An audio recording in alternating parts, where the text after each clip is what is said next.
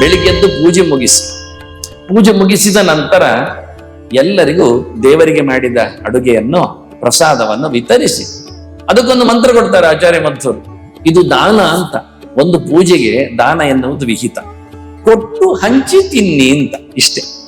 ಸರ್ವಾಯ ಸರ್ವಪತಯೇ ಸರ್ವಾನಾಂ ಸಂಭವಾಯ ಚ ಸರ್ವೇಶ್ವರಾಯ ಕೃಷ್ಣಾಯ ಗೋವಿಂದಾಯ ನಮೋ ನಮಃ. ಅಲ್ಲಿ ಇನ್ನೂ ಸರ್ವ ಶಬ್ದ ಬಂತು ಅಷ್ಟೇ, ಮತ್ತೇನ್ ಬರ್ಲಿಲ್ಲ. ಒಂದು ಕಲ್ತ್ರೆ ಎಲ್ಲ ಬಂದಾಗೆ, 2 ಅಕ್ಷರ ಪ್ಲೇಸ್ಮೆಂಟ್ ಅಷ್ಟೆ.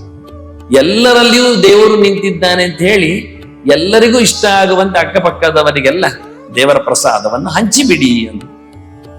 ಹಂಚಿದ ನಂತರ ನಾವು ತಿಂದು ಬಿಡಬಹುದಾ ಕೇಳಿದ್ರೆ ತಿನ್ನಬಹುದು. ಮತ್ತೊಂದು ಮಾತಿದೆ, ಕೊನೆಗೆ ಕೃಷ್ಣನಿಗೆ ಎಲ್ಲವನ್ನು ಸಮರ್ಪಿಸಿಕೊಳ್ಳಿ ನೀವು ಮಾಡಿದ್ದ.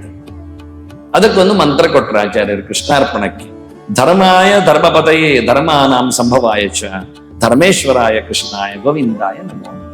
ಮಾಡಿದ್ದು ಧರ್ಮ ಆಗಲಿ. ಇದು ಯಾವುದೇ ರೀತಿಯಾದ ನನ್ನ ಅಹಂಕಾರದ ಅಥವಾ ದೌಲತ್ತಿನ ಪ್ರತಿಷ್ಠೆ ಆಗದೆ ಇದು ದೇವರ ಸೇವೆ, ಇದು ದೇವರಿಗೆ ಸಮರ್ಪಣೆ ಆಗುವಂತೆ ಕೃಷ್ಣಾರ್ಪಣ ಬುದ್ಧಿಯ ಕೊನೆಯ ಮಂತ್ರ 5ನೆಯ ಮಂತ್ರ. ಇದಾದ ಬಳಿಕ ದೇವರ ಪ್ರಸಾದವನ್ನು ಸ್ವೀಕಾರ ಮಾಡ್ಲಿಕ್ಕೆ ಅಡ್ಡಿ ಇಲ್ಲ. ಆದ್ರೆ ದೇವರ ಸ್ವೀಕಾರ ಮಾಡ್ಲಿಕ್ಕೆ ಒಂದು ಮಾತು ಹೇಳಿದ್ರು, ತಿಥಿ ಬಾಂತೆ ಚ ಪಾರಣಂ, ಮತ್ತೊಂದು ಉತ್ಸವಾಂತೆ ಚ ಪಾರಣಂ ಅಂತ. ಉತ್ಸವ ಆದ ತಕ್ಷಣ ತಿನ್ನುವುದುಂಟಲ್ಲ, ಅದು ದೊಡ್ಡ ಸಂಗತಿ ಅಲ್ಲ ಅಂದು. ನಿಜವಾಗಿ ನಮ್ಮ ಉತ್ಸವ ಯಾವುದು ಅಂದ್ರೆ ಹುಟ್ಟು ಹಬ್ಬ, ಜನ್ಮೋತ್ಸವ. ಕೃಷ್ಣ ಹುಟ್ಟಿದ ಅಂತ ಹೇಳಿ ಮಧ್ಯರಾತ್ರಿಯಲ್ಲಿ ತಿಂದು ಬಿಟ್ರೆ ದೊಡ್ಡಲ್ಲ, ಒಳ್ಳೇದಾಗ್ಲಿಲ್ಲ. ಯಾಕೆಂದ್ರೆ ತಿಥಿ ಮುಗಿಲಿಲ್ಲ. ಕೃಷ್ಣ ಹುಟ್ಟಿದ ಅಷ್ಟಮಿ ಮುಗಿಯಿತಾ? ಅಷ್ಟಮಿ ಮುಗಿಯುದು ಯಾವಾಗ ಅಂದ್ರೆ ಮರುದಿನ ಸೂರ್ಯೋದಯದಲ್ಲಿ ನವಮಿ ಬಂದಾಗ ಅಂತ.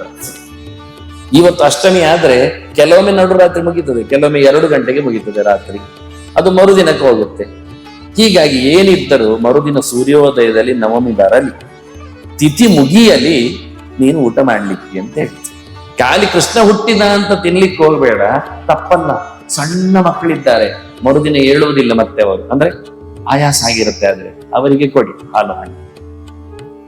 ತುಂಬಾ ಗರ್ಭಿಣಿಯ ಬಾಣಂತಿಯ ಇರ್ತಾಳೆ, ಅವಳಿಗೆ ಕೊಡಿ. ಆದರೆ ಸಮರ್ಥರು ಆದಷ್ಟು ಮರುದಿನ ಬೆಳಿಗ್ಗೆ ಸೂರ್ಯೋದಯ ಆಗಿ ನವನ್ ಬಂದು ಅಂತ ನೋಡಿ ಕೃಷ್ಣ ಪ್ರಸಾದವನ್ನು ತಕೊಳ್ಳಿ ಅಂತ. ಯಾಕೆಂದ್ರೆ ಎಲ್ಲ ದೇವತೆಗಳು ಆ ದಿನದಲ್ಲಿ ಊಟ ಮಾಡುವುದಿಲ್ಲ, ಉಪವಾಸ. ಪ್ರಾಣನಾಗ್ಲಿ, ಲಕ್ಷ್ಮಿ ಆಗ್ಲಿ, ಶಿವನಾಗ್ಲಿ, ಎಲ್ಲರೂ, ಪಾರ್ವತಿ ಆಗ್ಲಿ, ಗಣಪತಿ ಆಗ್ಲಿ. ಅದರಿಂದ ಮರುದಿನ ಎಲ್ಲರಿಗೂ ನೀವು ಸಮರ್ಪಣೆ ಅಂತ ಹೇಳಿಬಿಟ್ರೆ ಕೃಷ್ಣನ ಪ್ರಸಾದ ನೋಡಿ, ಇದು ಶಿವನಿಗೆ, ಇದು ಪಾರ್ವತಿಗೆ, ಇದು ಗಣಪತಿಗೆ, ಇದು ಸುಬ್ರಹ್ಮಣ್ಯನಿಗೆ, ಇದು ಲಕ್ಷ್ಮಿಗೆ, ಇದು ಪ್ರಾಣನಿಗೆ ಅಂತ ನೀವು ಹಂಚಿದ್ರೆ, ಅವರಿಗೆಲ್ಲ ಕೊಟ್ಟು ನೀವು ತಿಂದ್ರೆ ಬೆಳಿಗ್ಗೆ ಮರುದಿನವೇ ಆಗ್ಬೇಕು. ಹಾಗೆ ಎಲ್ಲ ದೇವತೆಗಳಿಗೂ ಎಲ್ಲರಿಗೂ ಹಂಚಿ ತಿನ್ಲಿಕ್ಕೆ, ಅದಕ್ಕೆ ಹಂಚುವುದು ರಾತ್ರಿ ಹೇಳಲಿಲ್ಲ, ಮರುದಿನ ಬೆಳಿಗ್ಗೆ ಹಂಚಲಿಕ್ಕೆ ಹೇಳಿದ್ರು.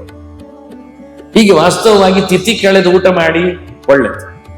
ರಾತ್ರಿ ಉತ್ಸವ, ಹುಟ್ಟಿದ ಹಬ್ಬ ಮುಗಿದ ತಕ್ಷಣ ತಿಂದ್ರಿಯಾ ಪರವಾಗಿರಿ, ನಿಮಗೆ ಅನುಕೂಲ ಇಲ್ಲ ಅಂತ ತಿಳ್ಕೊಳ್ತೇವೆ ಶಾರೀರಿಕವಾಗಿ ಅಂತ. ಅದು 3rd ಗ್ರೇಡ್. ತಿಥಿ ಮುಗಿದ ತಕ್ಷಣ ತಿನ್ನುವುದು 2nd ಗ್ರೇಡ್. ಮತ್ತು 1st ಗ್ರೇಡ್ ಯಾವ್ದು ಕೇಳಿದ್ರೆ ನಕ್ಷತ್ರವು ಮುಗಿಬೇಕು ಅಂದ್ರು, ತಿಥಿ ಭಾಂತೆ ಚ ಪಾರಣ. ನಕ್ಷತ್ರವನ್ನು ಮುಗಿಸಿ. ಈಗ ರೋಹಿಣಿ ಈ ಬಾರಿ ನೋಡಿ ಗಮ್ಮತ್ತು ಅಂದ್ರೆ, ಈ ಬಾರಿ ರೋಹಿಣಿ ಶುರುವಾಗುವುದು ಕೃಷ್ಣಾಷ್ಟಮಿಯ ಮಧ್ಯಾಹ್ನದ ನಂತರ, ಸಂಜೆ ಹೊತ್ತಿನಲ್ಲಿ ಶುರುವಾಗುವುದೇ. ಆದ್ರಿಂದ ಮರುದಿನ 3:30 ಗಂಟೆ ಹೊರಗೆ, 27ನೆಯ ತಾರೀಕಿನ 3:30 ಗಂಟೆಯವರೆಗೆ ರೋಹಿಣಿ ಇದೆ. ಆದ್ರಿಂದ ಉಡುಪಿಯಲ್ಲಿ 3 ಗಂಟೆಗೆ ಉತ್ಸವ. ಇತಿಹಾಸ, ನಾನು ಎಳವೆಯಲ್ಲಿದ್ದಾಗ ಕೃಷ್ಣ ಮಠದ ಉತ್ಸವ ಎಷ್ಟು ಗಂಟೆಗೆ ಹೇಳಿದ್ರೆ 3 ಗಂಟೆಗೆ. ಆಗ ಹೆಚ್ಚಿನ ಅಂಶ ಆವತ್ತು ರೋಹಿಣಿ 3 ಗಂಟೆವರೆಗೆ ಇತ್ತು. ಉತ್ಸವ ಮುಗಿಸಿದ್ರು, ಊಟ ಮಾಡಿದ್ರು, ಪ್ರಸಾದ ಹಂಚಿದ್ರು. ಯಾಕೆ ಉತ್ಸವ ತಡ ಆಯ್ತು ಹಾಗಾದ್ರೆ? ಯುಗಾದಿಗೆ ಬೆಳಿಗ್ಗೆ 10 ಗಂಟೆಗೆ ಉತ್ಸವ ಆಗುತ್ತೆ. ಇವತ್ತು ಸಹ ಯುಗಾದಿಗೆ ಕೃಷ್ಣನಿಗೆ ಉತ್ಸವ ಆಗ್ಬೇಕು, ವಾರ್ಷಿಕ, ಬೆಳಿಗ್ಗೆ 10 ಗಂಟೆ ಆಗುತ್ತೆ.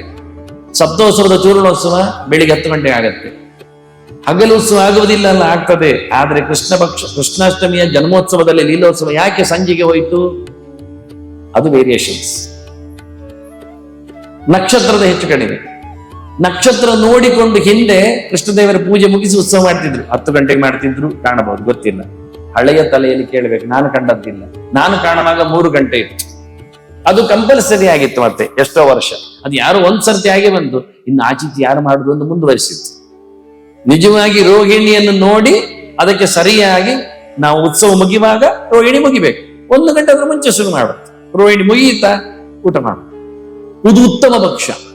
ಆದ್ರಿಂದ ಅವ್ರು ಹೇಳಿದ್ದು ಮಧ್ಯಾಹ್ನವ ಅಪರಾಹ್ನಕ್ಕೆ ಅಂದ್ರು. ಯಾಕೆಂದ್ರೆ ಕೆಲವೊಮ್ಮೆ ರೋಹಿಣಿ ಮುಗಿಯುವಾಗ ಅಪರಾಹ್ನ ಆಗುತ್ತೆ. 6 ಗಂಟೆ ಸಂಜೆ ಆಗುತ್ತೆ, ಆನಂತರ ಊಟ ಮಾಡ್ಲಿಕ್ಕೆ.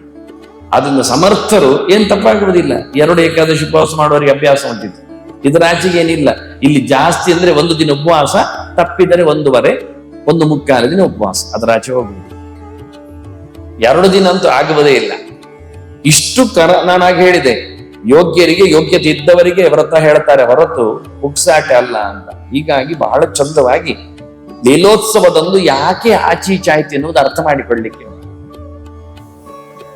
ಇನ್ನು ಉಳಿದದ್ದು ಲೀಲೋತ್ಸವದಲ್ಲಿ ನಾವು ಮಾಡತಕ್ಕಂತಹ ಗೌಸ್ ಹೆಚ್ಚು ಜನ ಆಕ್ಷೇಪಿಸ್ತಾರೆ.